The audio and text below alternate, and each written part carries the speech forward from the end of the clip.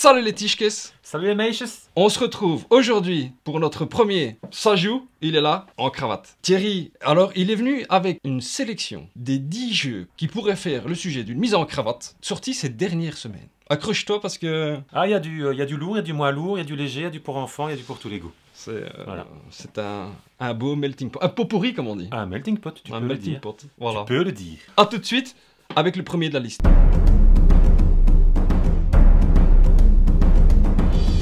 Bah Tischkes, ce que tu dois savoir, parce qu'avec Thierry, ici on a un invité de marque, ça c'est certain. Mais Thierry, si je peux me permettre, on peut, dans cette vidéo... On peut faire mieux. On peut faire mieux. On va essayer de faire mieux dans cette vidéo. Ouais. Reste bien jusqu'au bout. Tu vas voir que des petites surprises. Des gens que tu connais, qui vont peut-être nous donner leur propre avis sur les jeux qu'on va te présenter. Quelle pression. Pas évident, hein? Ouais, ça serait vrai. De deux schnolls Si tu savais ce que c'est des schnolls au Québec. et des professionnels. Bon Thierry, on commence avec le premier. Il n'y a pas d'ordre. Hein. On commence par le premier, les Tischkes. Et voilà. Ouais. Alors je crois Il que est là. je crois que je vois où tu veux en venir. Bah écoute, moi tu m'as dit paquet de chips. Moi j'ai un paquet de chips. Hein. Ouais. Alors ça, c'est celui que j'ai amené, en fait, il est un petit peu moins bon au goût, mais il est un peu plus fun à jouer. Ah, c'est pas celui-là. Non, c'est pas celui-là. Schnoll, hein, qu'est-ce que tu veux? Attends, ce serait pas celui-là par hasard. Bag Alors, of chips. Bag of chips. Alors en France, c'est paquet de chips. Ils ont traduit, mais en Belgique, on a gardé le nom de Bag of chips. Et c'est un jeu donc d'ambiance, un jeu d'apéro pur, sans doute le jeu de l'été, créé par Théo Rivière. Je connais, hein. Ça c'est pas n'importe qui. Hein. Et Mathieu Aubert, que tu connais peut-être pas, mais qui est un personnage connu dans le monde du jeu aussi, puisque ce monsieur est à la tête d'une petite société d'édition de rien du tout qui s'appelle Libellude. Ah oui. Ah ouais, je connais Libellude. Voilà. Monsieur Aubert, je vous salue. Donc, bah, je te propose de... Ah mais moi je découvre. Hein. Je te propose de jouer. Ouais. Ah. Ouais, moi je suis partant pour jouer, hein, toujours. Donc, qu'est-ce qu'on a dans la boîte? On a 4 cartes fixes qu'on va placer au centre de la table. On va distribuer 6 cartes à chaque joueur. Hop. Et qu'est-ce qu'on a d'autre dans le jeu? Ben, on a des chips. Ah ouais. Alors, on a des chips, évidemment, aux différents goûts. Hein. Ah. Ça, c'est ton préféré. Ouais. Barbecue. J'ai vu des mecs qui faisaient des barbecues pendant le match. Ça c'est le goût barbecue. Ouais. On a poulet, on a oignon, on a vinaigre. Et on a peut-être pickles. Ah. Peut-être. Attends, on peut le remplacer par mon paquet. Donc on a 5 sortes de chips dans le paquet. Et la répartition est importante puisqu'il y a plus de pickles que de poulet, par exemple. Ah oui. Et c'est important. Oui, ok. D'accord? Ok. Donc, ces 6 cartes, qu'est-ce qu'il y a dessus? Il y a un symbole dans le bas et une valeur dans le haut. La valeur, c'est simple, c'est ce que tu peux gagner comme point à la fin de la manche D'accord. si tu as bien misé, bien parié. Le gros chiffre là dans le haut, en fait, c'est les points que tu vas gagner.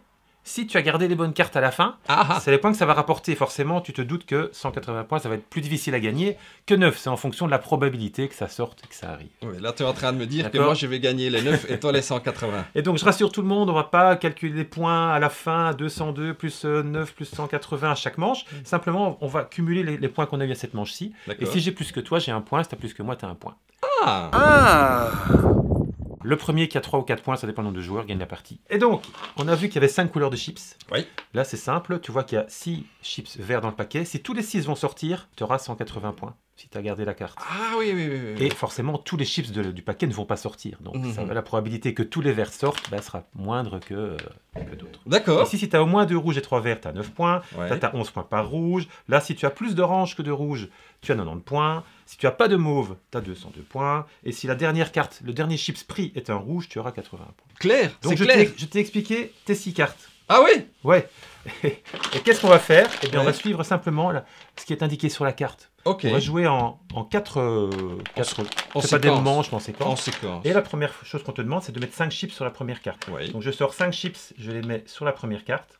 Oui. Et maintenant, qu'est-ce qu'on va te demander de faire avec tes 6 cartes? Donc imagine que c'est ça que tu as en main. Oui. C'est de retirer 2 cartes parmi les 6.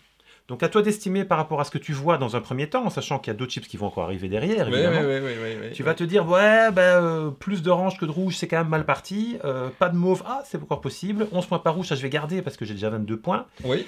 2 rouges et 3 verts, c'est toujours possible. Par contre, 6 verts, j'y crois pas du tout. Donc tu dois enlever 2 cartes qui, pour toi, ne vont pas se passer, quoi, ne vont pas arriver quand on sera à la fin. D'accord. Vas-y. Écoute, moi j'enlève pourtant, j'aime le barbecue. Hein, mais... Ouais, t'aimes le barbecue. Voilà, donc j'enlève Ça, celle-ci. devant toi, tu la Je la regarde devant moi. regardes devant toi, tu la Comme retournes. ça. Ah, les verts. Les verts, mais Le j'y 6 crois verts, pas. tu crois pas. Et j'aime pas le gognon. Ça va, Hein. ça Le va, gognon, ça va. j'aime pas. Donc je rajoute 4 chips maintenant sur la deuxième carte. Hop, voilà du nouveau. Ah, il y a du vert qui est sorti. Et voilà, et on te demande maintenant de supprimer encore une carte. Une seule carte. Une seule carte. Ah ouais, bah regarde. Ici, il y a de l'oignon et il y a du barbecue. Ça c'est déjà fait, mais ça vaut que 9. Mais bon, c'est déjà fait. Ouais, c'est vrai. C'est vrai. Thierry, tu me feras le plaisir de remettre cette chips au vinaigre que tu as oublié de remettre dans le paquet, s'il te plaît, merci. Là, ce serait quand même un beau hold-up, parce qu'il y a encore 5 chips à venir. On sait jamais qu'il n'y ait pas de mauve. Ouais, mais ça, moi, je joue toujours la carte la plus forte. Hein. Ouais. Sur un malentendu, Le dernier chips que tu prends, ça doit être une rouge. ça doit être une rouge. Et celle-ci, c'est quoi? C'est 11 points par rouge d'office. Ah oui. Oh, nom de John. Oh, je joue les gros points. Je suis Tu enlèves la 9. un petit bonheur la chance. Ah, ok. Hein, qu'est-ce que pas. Voilà, Je la mets au-dessus. Non, mais au-dessus. Et tu vas bientôt comprendre pourquoi il y a un moins et un plus. Ah, ouais. Mais monsieur Théo Rivière, c'est pas un chenol. Hein. Combien de chips je mets sur la troisième carte? Bah 3 je pense. Hein. Allez, Allez, hop, ça, j'ai compris. hop, hop, un rouge, un vert et un jaune. T'es toujours dans le coup. Bon, allez, deux. Et Pour le moment, ça passe. ça va être bingo. Et là, Alors je dois maintenant, enlever là, quelque chose. la décision est super importante. Ah. Et là, tu vas devoir garder ces 3 cartes. Ouais. Ouais. Mais tu vas en mettre 2 à droite à côté du plus et une à gauche à côté du moins. Ouh là là là, attends, c'est compliqué. Bonne nouvelle déjà. Ouais. Si tu rates, imagine qu'il y a un mauve qui sort. Oui. Si tu rates, la carte, elle est pas comptée. Sauf que tu vas devoir la mettre d'un côté ou de l'autre. Donc si tu la rates, c'est 0. Oui. Par contre, si tu la réussis, Oui. bah, si tu l'as mise là, elle vaudra 202. Si tu l'as mise là, elle vaudra moins 202. Ah ouais, quand même. Ah ouais. Ah oui, oui. Mais si tu la rates, C'est pas grave. c'est 0. C'est pas grave. Ok. Donc à toi de décider les 2 cartes que tu vas mettre à droite, que tu vas encaisser les points. Oui. Et à gauche, celle que tu te dis, j'aimerais pas que ça sorte en fait. Tu vois. Donc si tu mets cette carte-ci par exemple à gauche, tu vas dire je veux surtout pas qu'un rouge sorte au dernier tour. Ouais. D'accord. Eh ben Thierry, moi je pense que tu as fait la sélection pour moi. Je pense qu'on est connecté bien quelque part. Ouais. Qu'est-ce que tu veux? Ben et c'est combien ici? C'est Alors, c'est deux, mais un et puis l'autre. Ah. Pour qu'on marque bien la séquence et que ça soit bien Alors, le dernier. maintenant un rouge. Tu veux un rouge? Ouais. Peut-être un jaune. Ok, Pour très bien. l'instant. Ça c'est bingo et pas de rouge maintenant. Pas de rouge et pas de Et mauve. pas de mauve, oui, pas de mauve. Attention. Ça, c'est un point. Ah, j'ai un chute, Attention. Oh Yes. Extraordinaire, hein. Alors, bah non, mais c'est vrai parce que autant de points, c'est rare. Eh bah, ça c'est vraiment un très beau score quand même, bravo. Ah oui, bah, Ouais, tu ouais. vois. Donc 202, c'est gagné. Ouais. 11 points par rouge, tu as quand même encore 33 là. Donc Oui. déjà 235. Ouais. Et ça vaut 0 puisque tu ne l'as pas fait. Ouais. Ça veut dire que pour te battre, il aurait fallu que je fasse plus que 235, ce qui est quand même assez compliqué. Ouais, mais tu vois. Mais ça ne rapporte qu'un point, évidemment. Hein. Ah, je gagne qu'un Ouais. point. Non, c'est tout. On va considérer que tu as gagné la manche. Oui. Parce qu'il faut. Ah, on- c'est on par fait tous manche, ça. un point par manche. On fait tous ça, hein. Tous les Oui, joueurs font ça. Ok, là. Ah, Et celui qui a le plus de points gagne un petit jeton. Donc voilà, c'est le premier à 3 ou 4 jetons en fonction du nombre de joueurs. ah, ça j'aime bien. Et voilà, c'est un Ça petit jeu j'aime bien. C'est d'apéro. rapide ça. Hein. Rapide, facile et bon marché. C'est hyper rapide, il y a un peu de suspense, un peu de pari. Oui. Ça fonctionne du tonnerre. C'est bien. en plus la meilleure vente du mois de juin chez Sajou. Ah, vous avez entendu les Tischkes. Ça c'est la meilleure vente du mois de juin. Déjà parce que j'imagine que le prix est extrêmement abordable. Excessivement compétitive. Et Alors. parce que ça a l'air vraiment. Ça peut parler à beaucoup de gens ça. Hein. Ah, mais ça plaît à tout le C'est monde. tout public. En soirée-jeu, petit, grand, joueur, pas joueur, tout le monde adore. Et ce qui est gai, c'est que tu peux jouer en expliquant les règles. Quoi. Et en plus, si je peux me permettre, tu me suis, tu sais que je gagne pas souvent. Si moi j'arrive à gagner, c'est que c'est vraiment c'est possible pour tout le monde. Hein. Ouais, c'est pas faux. Qu'est-ce qui se passe? Ça sent pas que les chips, ça sent la cravate. Ça sent. Ah.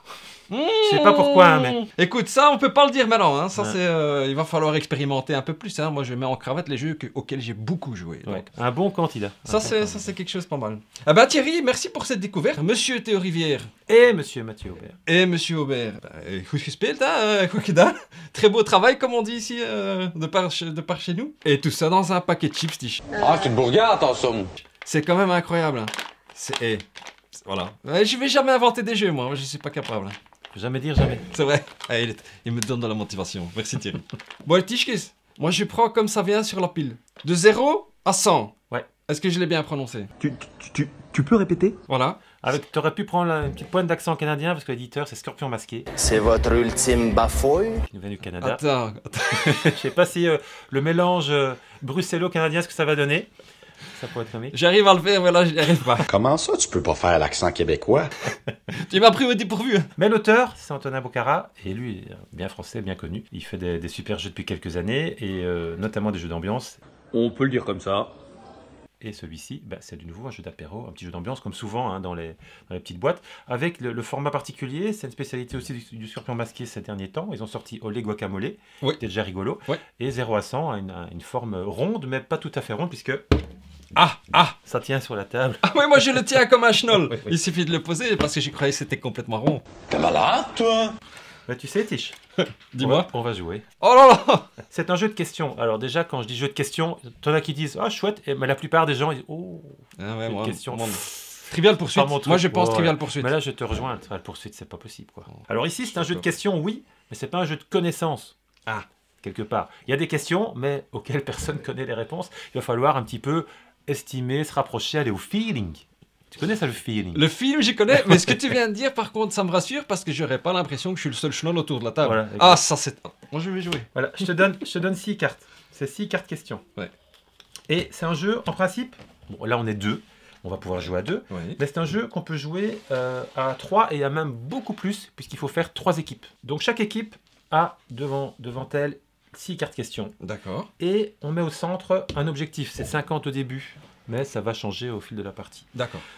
Le jeu, en fait, c'est d'essayer de trouver, parmi tes 6 cartes questions, celle qui va se rapprocher le plus, la réponse à la question va se rapprocher le plus de 50. Si la question c'est de quelle est la taille standard d'une cravate, ça je peux répondre. Mais je pense pas que c'est dedans. Donc, moi, j'aurais tendance à choisir celle-ci. Combien de centimètres mesure Yoda dans Star Wars? Parce qu'il est vraiment très petit. Alors, il est peut-être pas aussi petit que ça. Yoda. Il est petit, hein? Bon, allez, je vais tenter ça. Allez, moi, vas-y. je choisis cette carte-là. Et toi? D'accord. Ah, par rapport à... Ouais, ça sera le plus proche qui va gagner, évidemment. Ah, le plus proche de 50. Ouais. Oh là là. Entre nous. Oh, il me lance un défi, hein, directement. En direct devant toi, hein, Tishkis. Ah, attends. Ah non, ça c'est beaucoup. Bah, moi, tu sais, moi c'est la bagarre, hein, les croquettes. Il y a une question, c'est combien de coups de... Schnoll. Combien de coups de couteau César a-t-il reçu lors de son assassinat? Ouais, à mon avis... 50, à mon avis. À mon avis... Ouais. Ils avaient une dent contre lui. Donc je prends celle-là, moi, alors. Ouais. 50 coups de couteau. Ouais. Non. Mon avis, au 43e, il doit se dire, moi, je suis quand même un peu mal. Ouais. Ouais. Non, ouais, il faut être sûr, hein. No violence! Ça, Bon, c'est... Et du coup, on retourne. Ah. Ah ouais. Allez. 1, 2, 3. 3, c'est parti. Hop.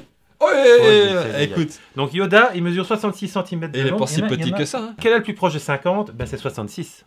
T'es sûr? Donc Ah 23 ouais. coups de couteau, à mon avis, c'était suffisant. Ouais. Tu vois. Ouais. Je dis, le double pour être sûr, mais ils se sont arrêtés à 23. D'accord. D'accord. Ok. Et donc, dans ce cas-là, ben, c'est bien parce que moi, ma carte, elle s'en va et j'en ai plus que 5. Ah, il faut éliminer ces cartes. Exact. Si j'en ai plus qu'une, Facile. j'ai gagné. Ok. Par contre, toi, t'as Ouais. raté. Ouais. T'es le plus loin. Ouais, je suis Hein? schnoll, hein, Les comme clés se d'habitude. payent. Ouais, ça... Eh, mais connais. On enlève les 50. Ouais, et c'est ma carte qui devient la baseline, For sure! comme ils disent dans Et la on langue est de reparti. Portsmouth. Ah ouais, c'est la baseline. Mais toi, tu as quand même une pénalité. C'est que tu reçois une nouvelle carte. Ah oui, parce que moi j'ai rien illuminé. Le but, c'est de se rapprocher de 1. Oui. Et on joue tant que personne n'est arrivé à 1. Alors ça, c'est le genre de truc aussi, tu joues dans le train, tu joues dans l'avion, Ah oui. tu joues à l'apéro, tu joues en terrasse avec des gens que tu rencontres en vacances, machin. Et même avec des Québécois. Donc voilà, c'est un deuxième jeu d'apéro pour cet été. Basé sur les questions, donc expliquées en 30 secondes. Tu peux rassurer les gens au niveau des questions, donc c'est pas un jeu de connaissances pur, ça va pas faire peur. C'est avant tout fun, et ça rajoute en fait aussi un élément intéressant quand tu joues par équipe. Oui. Tu peux échanger, discuter. Il y a de l'interaction. Beaucoup. Beaucoup d'interaction. Et ça, Thierry, parce que ça m'a l'air d'être un jeu magistral. Hein. Magistral. Tout comme le précédent d'ailleurs. Les deux que tu nous as présentés là, je pense que ma cake, qui personnellement n'aime pas les jeux de société, ça l'aime bien.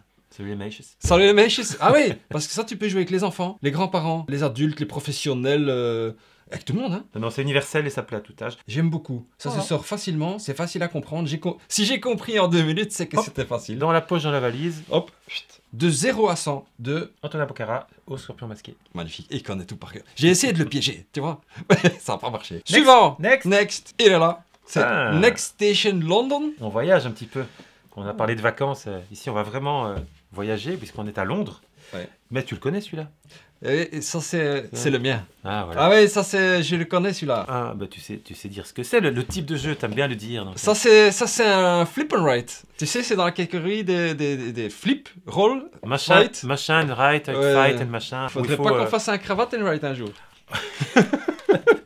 alors, Je mets le c'est un patent. Hein. concept. Ouais. C'est un jeu en fait, on a chacun une feuille représentant un plan de métro. L'avantage de tous ces jeux de roll and write, c'est que c'est un jeu où on joue tous en même temps. Gros avantage, alors on perd un peu d'interaction parce qu'on est un peu chacun dans son coin, oui, mais quelque part on n'attend jamais son tour. Oui. Et donc il y a beaucoup de rythme et c'est fun quoi. Tout à fait. Et moi je peux te dire que c'est vraiment fun. Voilà. Alors pourquoi ça s'appelle Next Station London? Ben, on l'a peut-être déjà compris à la vue du matériel. C'est que donc chaque joueur a une feuille qui représente un plan de métro autour de la Tamise. Et on va à chaque tour avoir un paquet de cartes qu'on va mélanger, qui sera donc les cartes qu'on va retourner, les petites cartes événements qui vont permettre de cocher. Tout à fait. Et on a, et ça c'est super sympa je trouve, 4 crayons de couleurs différentes qu'on va répartir entre les joueurs. Donc si on joue à 4, on en prend chacun un. Si on joue à 2, ben, on en prend chacun un. Et ceux-là, on va les faire tourner à chaque manche. Donc une partie de Next Station London, c'est 4 tours de jeu représentés par 4 couleurs de chaque crayons. couleur, tout à fait, tout à fait. À chaque manche, on va pouvoir relier des stations entre elles avec notre crayon de couleur. Oui. On fera pas ce qu'on veut évidemment. On va partir du point de départ de la couleur. Oui. Et puis en fonction des cartes qui vont sortir, on va nous dire, bah, maintenant Coco, tu as relié en fait 2 cases. Ta case de départ, puisqu'on est au premier tour, et une case de la forme hexagonale. Donc il y en a toujours 2 au départ, donc il y a celle-ci hein, qu'on peut relier. Donc je peux faire un premier trait qui va de là à là ou de là à là. Donc il y a du choix. Il y a du choix. Au départ, il y a 2 choix, et puis il y en a de plus en plus. Ou pas, parce que parfois on est coincé. Oui, je confirme, c'est vrai, de temps en temps tu dis, oh là, je peux pas mettre la petite ligne. Donc une fois que tu as mis ton premier trait, eh bien tu as 2 possibilités pour aller chercher une station de forme ronde. Les extrémités. Toujours les extrémités. Ouais. Et donc tu vas avoir ton réseau qui va se créer, puis le vert, puis le bleu, puis enfin dans l'ordre où les crayons tournent, pour essayer de scorer un maximum de points. Et puis tu as même de manière optionnelle des cartes objectifs, des cartes bonus en version avancée, qui vont te permettre de marquer encore un peu plus de points. Et ce qui donne de la rejouabilité. Oui. Ça c'est important parce que il y a des roll and write et des flip and write. Sure. Tu joues quelquefois. J'aime bien ton accent anglais. Hein, quand le salaire veut faire de l'anglais, c'est toujours... Ouais, c'est parce que c'est l'accent de Portsmouth. Sure. Comme je le dis souvent dans mes vidéos. Alors là, c'est Next Station London / Portsmouth. Mais c'est vrai que rajouter des cartes qui peuvent rendre le jeu rejouable et un petit peu plus dur aussi, ça a son petit charme, hein. Ça je te le dis honnêtement. Ah bah merci. Non, j'aime beaucoup. Honnêtement, celui-là je connais, les 2 autres je connaissais pas, hein. J'ai découvert avec toi, hein, Tichkes, grâce à Thierry. Mais celui-là je connais, c'est très très sympathique. Mais dis-moi Thierry, parce que ce petit bijou ici, qui vient de Portsmouth, c'est qui? Alors c'est édité par Blue Orange, et c'est créé par Matthew Dunstan, qui est un auteur anglais qui fait Adventure Games par exemple, et Chaos chez Ravensburger, les jeux où il faut écouter. Ok. Ah bah écoute, Mr. Dunstan, thank you, well done, hein, comme on dit dans la langue de Portsmouth, de par chez toi. Je vais devoir caractériser un petit peu les jeux de ce monsieur, parce qu'il me semble qu'il a aussi le nez creux. Bon, là, Tichkes, on passe au suivant. Next. Ouais, Tichkes, le prochain, je connais aussi. Ah ouais? Ouais, j'ai vu passer quelque chose, il me semble. Ouais, il y a une petite vidéo qui est sortie il n'y a pas longtemps. J'aime bien comment tu le prononces. Kudo. La voix de l'erc. C'est le jeu où on envoie des... Alors on envoie des croquettes. Des croquettes. En fait, c'est pas vraiment des croquettes, mais c'est tout comme, hein. T'envoies des flèches. Des croquettes pointues. Des croquettes pointues. Et ça, je sais c'est qui. Ah bah, parce que j'ai fait une vidéo. Et tu peux même toi l'expliquer alors. Écoute, très vite fait, hein, si tu veux en savoir plus. Il y a une vidéo placement de promotion, auto-promotion de la chaîne. Tu peux voir la vidéo là ou là sur la chaîne, de la découverte de Kudo. C'est monsieur Bruno Catala qu'on ne présente plus, hein, quelque part. Ça, comme je l'ai dit, Bruno Catala. C'est le magicien des jeux de société. Et avec son friend, hein, monsieur Ludovic Moublanc, qui n'est pas en reste. Hein, ils ont fait pas mal de choses ensemble, hein. Mr. Jack par exemple. C'est des professionnels, on n'a rien à faire. Hein. Kudo c'est quoi? C'est aussi un flip, right, roll, mais surtout fight and write. Ah ouais, t'envoies des croquettes. No violence. Croquette and write. C'est croquette and write. Pourquoi c'est... Ah, mais moi je peux le dire directement, les gens le savent, moi j'aime ce jeu. Ce qui fait sa particularité, c'est le matériel. Alors... Oui, c'est le matériel d'abord, effectivement, tu peux montrer. Moi, ce que je retiens aussi de ce jeu, c'est que c'est un... Le précédent, je disais justement que c'était peu...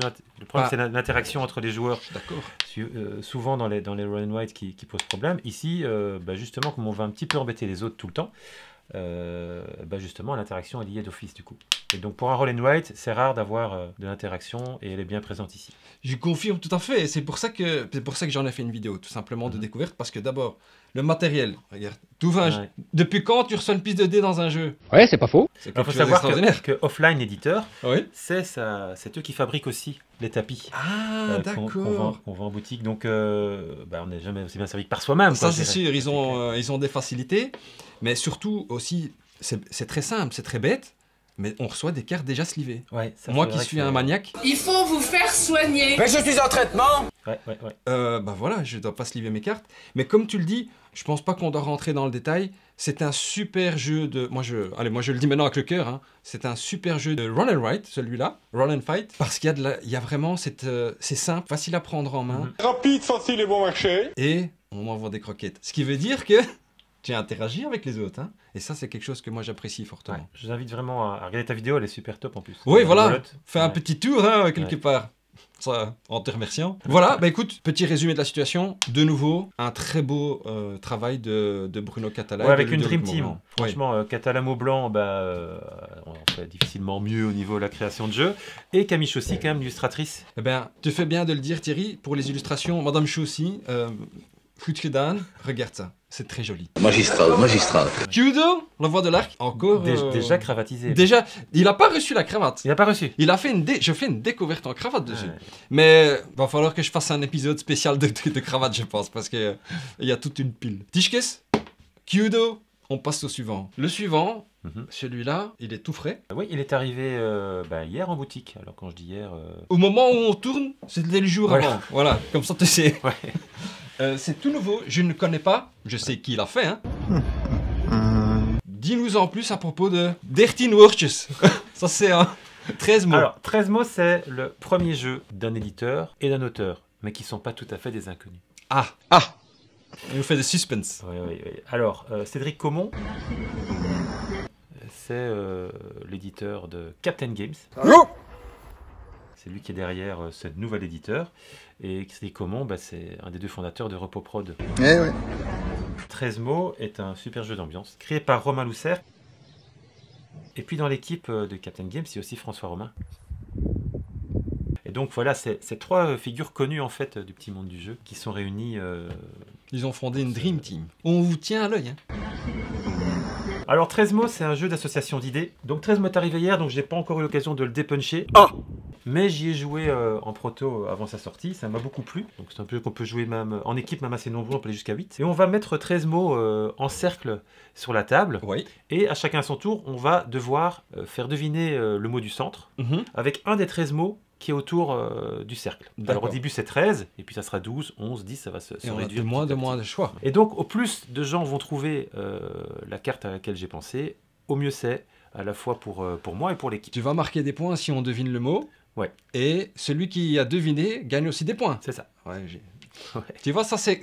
Quand le jeu est bien fait... C'est coop, donc le but c'est qu'on ait un maximum de scores tous ensemble et il y a un petit tableau à la fin qui te dit X joueurs, autant de points, la performance vaut ceci. D'accord, très sympa. Ok, c'est coop alors, ça c'est bien. Oui, c'est coop, mais ce qui est rigolo, c'est les discussions qui vont avoir lieu, parce que forcément l'unanimité sera très rare, ça va arriver. Hein. L'unanimité, en général, ça part un peu dans tous les sens. Et évidemment, pour toi, c'est évident. C'était le mot numéro 2, alors que moi j'ai choisi le 8. Et j'ai fait un lien que tu n'as pas fait. Et donc la discussion et les rires qui s'en suivent sont assez récurrents. Et c'est quasiment à chaque fois. Donc j'ai joué 2-3 fois. Et à chaque fois, ça a fonctionné du tonnerre. Ok, très bien. Mais merci. Écoute, moi je vois que ça, c'est un vrai jeu familial. Tu joues avec les gens que tu connais, peu importe l'âge. Et... je pense que tu peux le faire. Moi, je vois tout de suite l'utilité de le faire jouer au travail, dans une équipe, pour créer des liens. Ouais. Ah bah ça, j'ai très envie de... Bon, on l'essaye pas ici, mais... Mettre plaisir. Mettre plaisir. Ah bah, 13 mots, j'ai vraiment hâte d'y jouer et de le faire découvrir à tout un tas de gens. Hein. 13 mots, bon de merde, hein. Tu sais, Tige, que si tu me suis, que moi j'aime les jeux d'aventure. Je crois que le suivant, il y a quelque chose. Thierry, qu'est-ce qu'on a ici? Alors, Club des aventuriers. Alors celui-là, il faut un petit peu le chercher parce que c'est pas un éditeur qui est très très courant en Belgique. C'est un éditeur autrichien qui c'est Piatnik. Vient de sortir Club des aventuriers. D'accord. Que j'aime beaucoup parce qu'il mélange deux genres en fait que j'aime bien et qui se marient étrangement bien dans ce cas-ci. C'est les jeux, comme le précédent, d'association d'idées. Oui.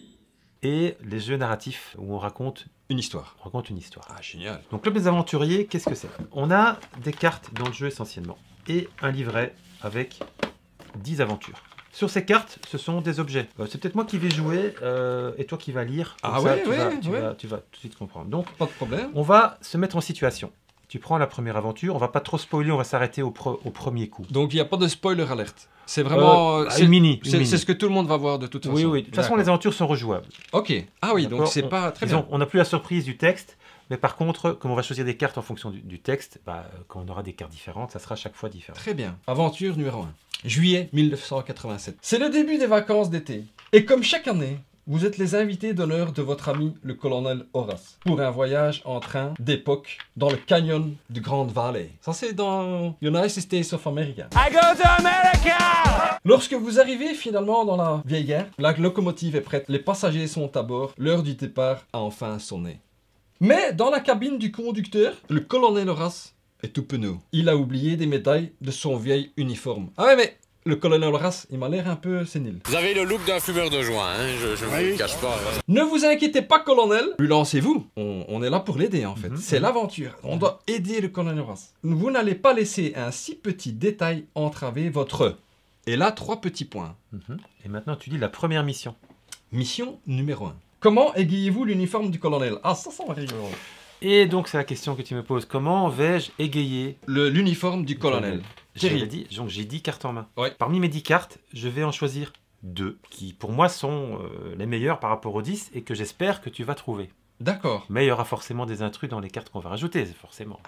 La force du jeu ici, et ça marche, et c'est incroyable, c'est que je vais choisir donc 5 cartes parmi mes 10. Les 2 que j'espère que tu vas trouver, et 3 que j'espère que tu vas éliminer. Ah, oui. Et donc, ça peut paraître évident en disant, bah oui, mais c'est facile alors, t'en gardes 2 et te mets 3 intrus les plus éloignés, et on se rend compte, et ça c'est dingue, que souvent, dans les 3 que j'ai éliminés, les autres vont quand même trouver des liens, quoi. Ah oui. Ils vont les chercher loin et machin, et finalement, c'est pas forcément à chaque tour très évident. Donc voilà, j'ai choisi donc 5 cartes que je vais mélanger. J'ai caché mes yeux. Hein. Et je vais te les montrer. Vas-y, on t'écoute. Comment est-ce qu'on va égayer l'uniforme du colonel Horace? C'est pas facile, je vous le dis. Oh là là, mais c'est difficile. Ouais. Thierry, toi tu as inscrit les 2 cartes ici, comme ça il n'y a pas de triche. Voilà. Et tu dois donner les 2 avant que je te dise si c'est vrai ou pas, si c'est juste ou pas. Ok, alors moi je pense, il y a une petite fleur. Moi je suis toujours un petit peu, voilà, je me dis que ça pourrait bien décorer un uniforme. Le cactus avec la petite fleur et l'autre. Moi, c'est compliqué, il m'a mis des choses compliquées. Bon, moi je suis un peu un schnoll, hein.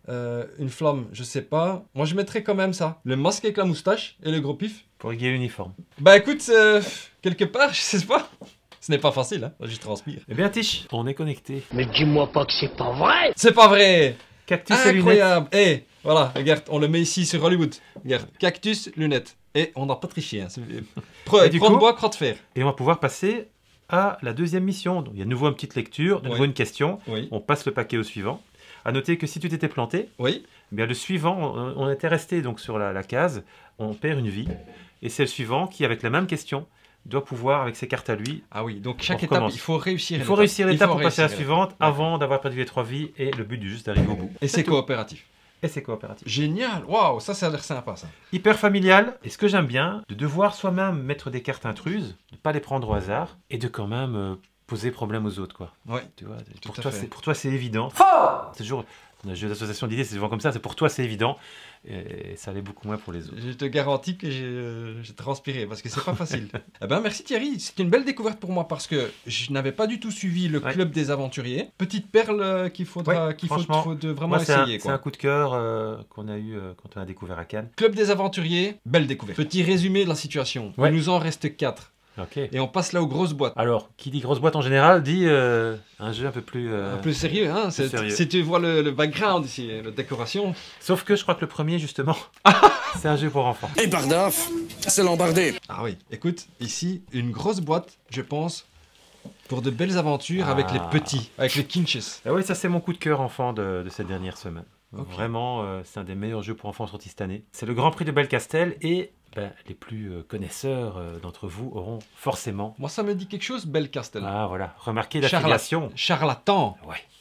Les Charlatans de Belcastel, qui est un des jeux les plus chouettes de ces dernières années, les plus moches aussi. Ouais, c'est pas faux. Faut bien dire, au niveau de la boîte, faut le dire. Il y a un peu unanimité par rapport à l'illustration, donc faut faire abstraction de ça parce que le jeu est génial. On est un petit peu dans le style Roll and Write, mais c'est ce qu'on appelle un backbuilding, donc on a ce côté simultané aussi qu'on a dans les Roll and Write, mais on est chacun avec les mains dans des sacs et retirer des jetons. Et il y a du stop encore dedans aussi. Il y a plein de choses dans Belcastel. Franchement, je vous invite à découvrir si vous ne le connaissez pas encore. C'est un jeu qui plaît à tout le monde. Ça, c'est la version junior. Et la boîte est déjà plus réussie que l'autre. Oui, je confirme. Oui, ça peut plaire aux enfants, ça clairement. Tout à fait. Oui, c'est très joli. C'est destiné, donc ça. Tout à fait. Voilà. C'est un des 3 nominés au Kinderspiel des Jahres. Oh. Dis-nous un petit peu Kinderspiel des Jahres. Kinderspiel des Jahres. Pas mal. Dankeschön. Donc c'est le jeu pour enfants de l'année en Allemagne. Les Spiel des Jahres, c'est considéré comme l'Oscar du jeu. Hein. Ça, c'est le prix que tous les éditeurs rêvent d'avoir. Le monsieur qui est à l'auteur de ce jeu, qui s'appelle Wolfgang Warsch. Tu fais vos dents, hein. Mais non, c'est pas ça. Qui est une légende dans le monde du jeu. Il a fait The Mine, il a fait Tréfuté. Ah oui. Il est là depuis quelques années, mais il n'a fait que des tueries. Alors, c'est très bien adapté. Donc c'est un jeu de course. Donc dans le jeu, il y a un plateau. On va commencer chacun avec son petit animal au début. Le but, c'est d'arriver sur le chaudron qui est au bout. Ah oui, il y a des cochons. Voilà. Ouais, alors, dans le Belcastel pour les grands, il y a un côté un peu, tu vois, le Motus, la boule noire de Motus. Je sais pas si tu vois ce que c'est dans ton bac. Oh Ouais, je connais. Dans ton sac, tu as des jetons et il y a certains jetons qui sont mauvais, un peu les boules noires. Et donc quand tu les sors, t'es pas content. Non. Ici, tout est bon. Pas de frustration pour les enfants. Ah, ça c'est sympa. C'est qu'on a quelques jetons au départ, on va pouvoir en rajouter au fil des tours. Okay, donc tu construis vraiment ton sac, c'est du vrai backbuilding. Mais on en prend un chacun à son tour. Oui. Ils sont tous bons. Ok. Et ils permettent tous d'avancer ou de pouvoir avancer sur une piste qui te va permettre d'acheter des tuiles plus tard.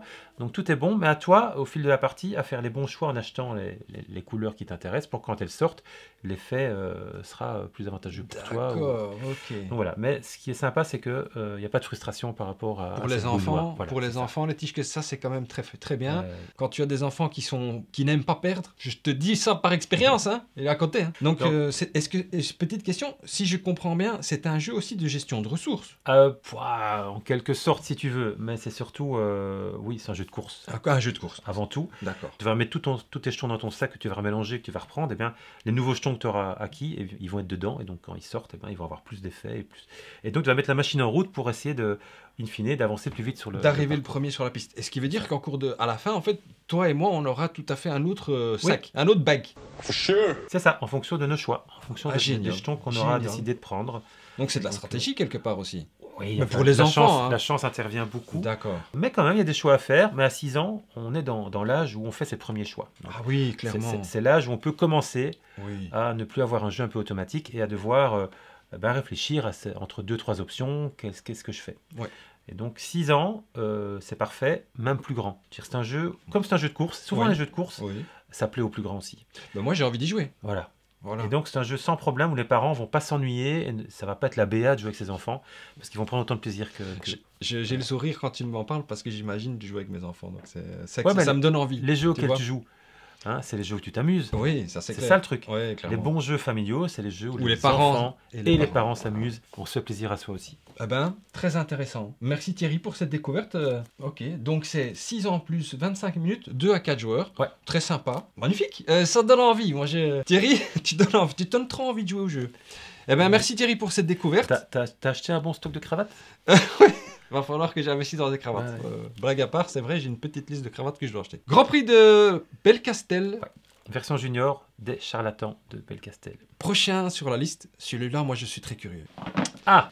Les gardiens de Havresac. Les gardiens de Havresac. Alors, ça se termine par sac. Ouais, c'est pas faux. Et on est de nouveau, effectivement, dans un jeu de backbuilding, mais cette fois-ci pour les grands. Je vois ici sur la boîte 10+. Oui. Et il y a quelque chose que je vois aussi sur la boîte qui est très intéressant pour moi. 1 à 4. Il y a un mode solo. Un mode solo. Parce que le mode solo, moi, c'est comme ça que j'apprends à jouer au jeu.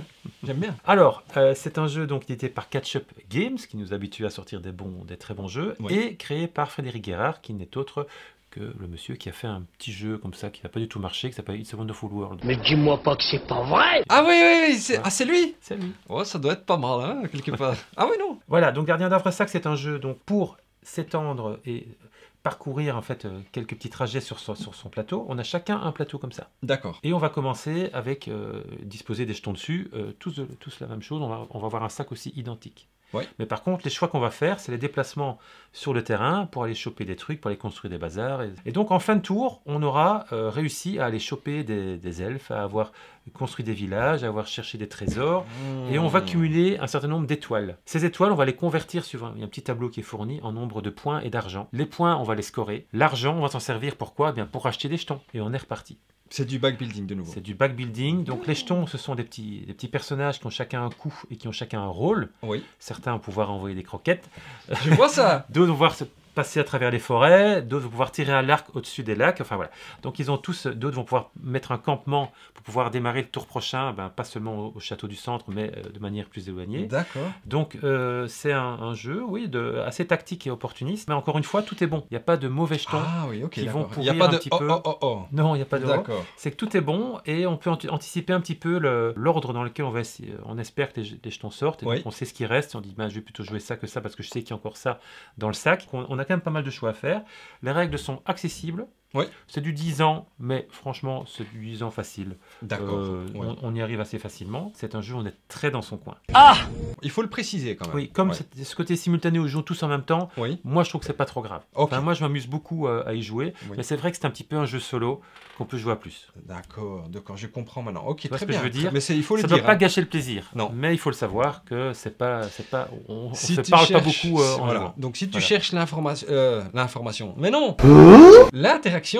C'est peut-être pas... Tu peux quand même donner un coup de... Il faut les laisser sa chance. Hein. Oui, tout à fait. Mais voilà, c'est un jeu où on est quand même fort dans son coin. Ce qui, pour moi, n'est pas toujours gênant. J'aime des General White, style Trails of Tucana ou Tréfuté, où on est quand même assez sur sa feuille.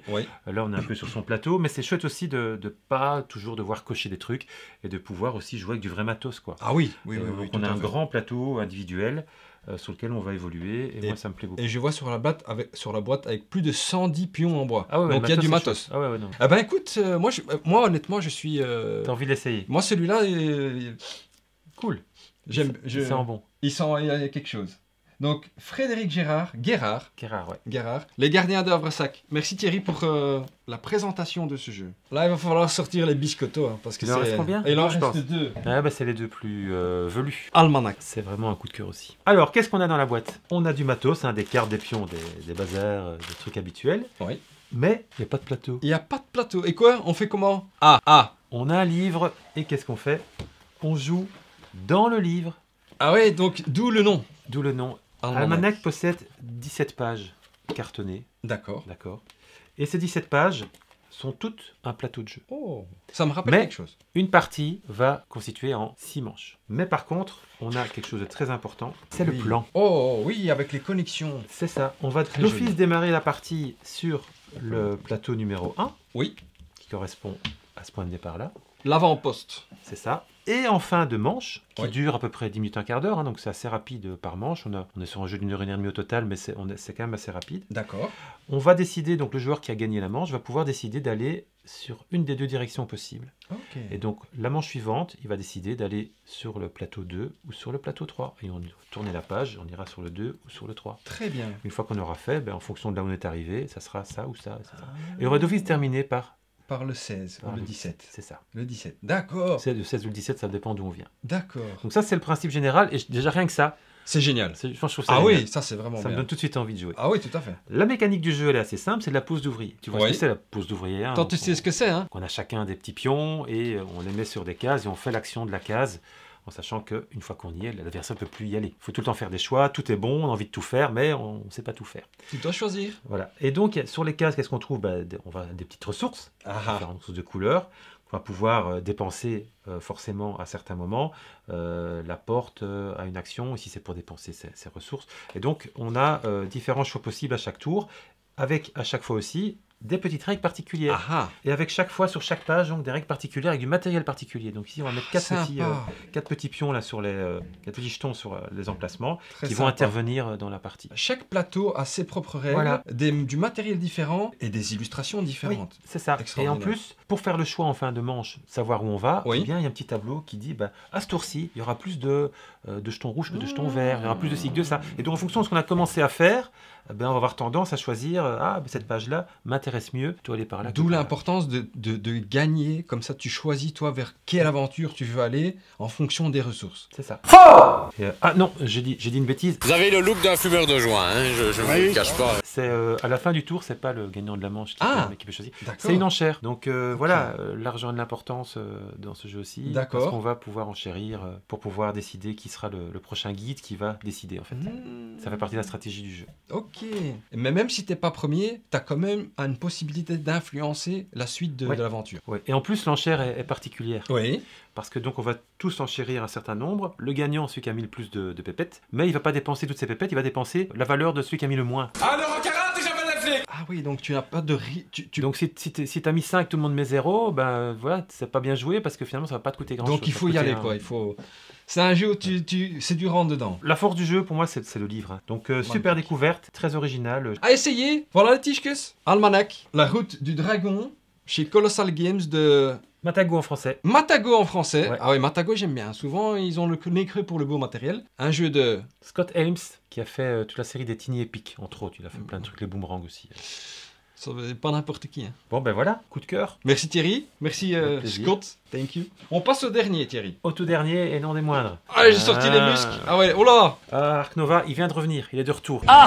Il était en rupture. Dévalisé. Ouais, la premier tirage est parti comme des petits pains. Je sais, je voulais l'acheter, il n'était pas là. Et donc chaque année, j'ai l'impression qu'il y a un jeu expert qui sort du lot. Oui.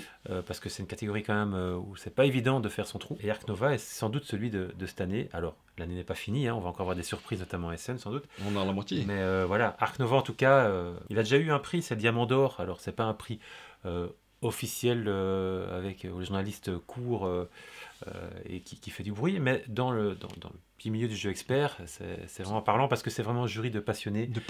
Les meilleurs jeux experts de ces dernières années sont passés par le Diamant d'Or. Ils ont un peu d'avance parce qu'ils testent déjà les jeux avant la version française. Ah oui, ils testent dans la langue de Portsmouth. For sure. En anglais. Ah ouais. Donc Ark Nova, c'est une grosse boîte. Ah oui, ça. Bien remplie. Ouais. Où on va gérer son parc animalier. Ah, c'est un jeu de zoo. On a donc chacun un petit plateau individuel. Mécaniquement, c'est pas si compliqué que ça. Parce que ça a l'air. Hein. Ouais. Ça a l'air un peu, tu sais, où il y a beaucoup d'informations. Mais ça ne l'est pas, tu dis. Ça va, franchement, j'ai vu, chaque carte est différente, il y a du texte sur les cartes. D'où aussi le petit côté qu'on a comparé à Terraforming Mars. Ah oui. Parce que tu as ce côté aussi où chaque carte est différente, et où tu as des effets au-dessus de la carte, en dessous de la carte. Enfin, au niveau lecture, c'est un petit peu avec la famille, tu vois, des icônes qui sont dans le haut. Tout à fait. On retrouve un petit peu ce côté-là au niveau de la gestion des cartes. Après, c'est le seul point commun. Mais si je peux me permettre une comparaison, je crois qu'ici, c'est un petit peu plus joli que Terraforming Mars. Parce qu'il faut le dire. La principale mécanique du jeu, ce sont les 5 actions qu'on a en dessous de son plateau, qui sont dans un ordre important. Au départ, elles sont dans un certain ordre. Et chaque fois qu'on va jouer une carte, en fait, on va appliquer le chiffre qui est au-dessus de 1 à 5. Ça sera la force de la carte. Donc, si je joue ma carte ici, qui est une action particulière en dessous du 4, je peux le faire, soit je peux acheter 4 fois, ou elle a une valeur 4 de puissance, ou en tout cas, le chiffre qui est dessus a un lien avec la carte. D'accord, ok. Mais une fois que c'est fait, elle retourne sur 1 et on fait glisser les autres. Ah oui, oh là là, donc, oui. Les actions de production, les actions qui vont te permettre d'accumuler des choses, forcément, tu ne pourras pas à chaque tour l'utiliser de manière max. Donc, à toi de programmer tes coups un petit peu pour faire les actions dans le bon ordre, en fonction de la force que tu veux leur attribuer. D'accord, ça c'est... Donc ça, je veux dire, c'est le cœur du jeu pour moi. Et là, c'est la gestion de ces actions, la programmation, la programmation de tes actions. Je pense, Thierry, que je ne gagnerai jamais à ce jeu. Après, oui, on va jongler avec le coup des cartes, avec leur famille, avec les cartes du centre qu'on va pouvoir aller piocher à certains moments aussi, qui vont venir étoffer un petit peu ton parc. D'accord. Tu as à la fois des animaux et des cartes d'action, des cartes objectifs fin de partie. Tout ça se mélange. Je ne peux pas aller beaucoup plus loin dans l'explication. Ça va vraiment plaire aux gens qui aiment la pousse d'ouvrier, aux gens qui aiment les jeux de programmation, aux gens qui aiment Du tableau building aussi, je vois, parce que tu dois... Oui, il faut un petit peu gérer son parc au niveau de la taille en fait des enclos qu'on va construire pour accueillir les animaux. Oh my God. Donc tout ça sont autant de paramètres qui vont jouer. Tout ça s'imbrique merveilleusement bien. Et on gagne en fait quand nos deux pions se rejoignent, donc un petit peu comme Rajas of the Gange pour prendre cet exemple-là. Au niveau de la gestion des points, c'est un peu ça. Il y a deux manières de scorer et on va vraiment essayer que les pions se rejoignent pour mettre fin à la partie de manière homogène. Quoi. Donc on part sur 2 pistes et une fois qu'on a rejoint son autre pion... Là, ça signale la fin de partie. Et celui qui l'a fait en premier a gagné. Non, on va compter les points à ce moment-là. Mais en tout cas, ça signale la fin de partie. C'est pas forcément lui qui gagne. Ok. Mais on va compter les points à ce moment-là. Mais ça, c'est... Moi, je... Parce qu'il y a des points d'objectif avec des cartes en fin de partie qui vont se rajouter. Donc voilà, c'est... Oui. Donc Thierry, Ark Nova... T'es malade, toi? Je suis pas sûr que l'auteur l'a prononcé comme ça au départ. Il faut... c'est comme ça, hein, tu dois t'adapter à ton public. Mais celui-là en tant que passionné de gros jeux... Il sent bon. Oui. Celui-là, je crois que... Super Meeple, hein, qui nous a habitués à sortir des super jeux experts. Ils sont super. Non. Facile, mais c'est vrai, c'est la vérité. Par contre, et là, chapeau au monsieur Mathias Wig, premier jeu. Waouh. Que Dan, hein. C'est vraiment son premier jeu.